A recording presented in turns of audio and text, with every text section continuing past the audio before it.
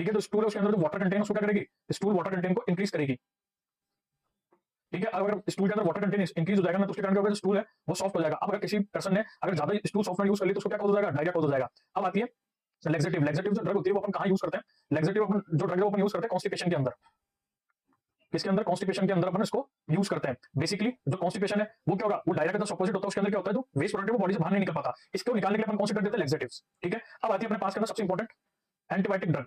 Antibiotic drug के अंदर भी जो सबसे इंपॉर्टेंट ड्रग होती है वो होती है अमोक्सिसिलिन।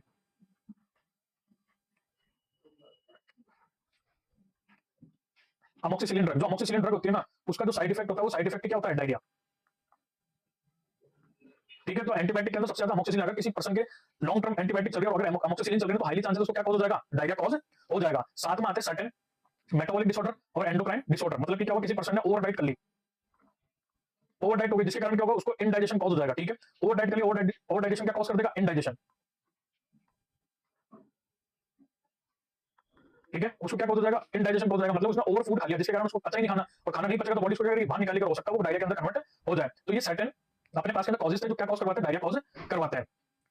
अब आता है अपने पास के अंदर important positive agents of diarrhoea, कि किन किन बैक्टीरिया, वायरस या फिर कोई अदर जो पैरासाइट बोले या फिर अपन फंगाई बोले उनके कारण जो डायरिया कॉज होता है वो कहलाएंगे पॉजिटिव एजेंट। जो सबसे पहला आता है वो आता है वायरसेस। ठीक है, वायरसेस के अंदर जो मोस्ट कॉमन जो वायरस होता है वो होता है रोटा वायरस।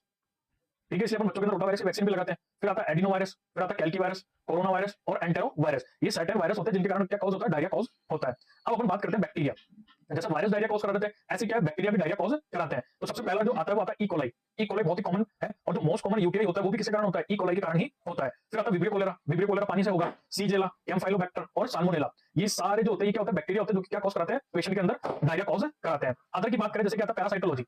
पैरासाइट्स होते हैं जो कि ना दूसरे की बॉडी के अंदर जाकर रहते हैं, बोलते हैं पैरासाइट, उसके कारण डायरिया कॉज हो जाता है। इंटॉक्सिकेशन, इंटॉक्सिकेशन का मतलब होता है जैसे कि कोई पर्सन है उसने कोई टॉक्सिनस चीजें जो है उसने वो इनहेल कर ली, जैसे कि ना आपने सुना होगा इसने जहर खा लिया या फिर किसी फिनाइल पी ली, ये सारे क्या होते हैं, इंटॉक्सिकेशन होते हैं। और जितने भी जो वेनमस चीजें होती है ना उनसे मोस्ट कॉमन क्या होता है, डायरिया होता है, एक्सेप्ट एक्सेप्ट। ठीक है, आपको ये ध्यान रखना है, ऑल पॉइजनिंग या ऐसे बोल दो ऑल पॉइजन क्या कॉज कराएंगे, डायरिया। ठीक है, बट एक्सेप्ट लेड पॉइजनिंग। जो लेड की जो पॉइजनिंग होती है ना,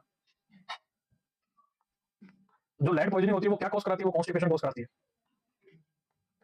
ये एकमात्र ऐसी पॉइजनिंग है जो क्या कॉज कराएगी, कॉन्स्टिपेशन कॉज कराएगी। बाकी सारी पॉइजन के अंदर आपको क्या देखने को मिलेगा, डायरिया देखने को मिलेगा। अब आता फूड असेस। फूड असेस मतलब ओवर ईटिंग, कि पर्सन ने क्या करा, ओवर ईटिंग कर लिया जिसके कारण उसका फूड जो है वो पचा ही नहीं और उसको क्या कॉज हो गया, डायरिया कॉज हो गए।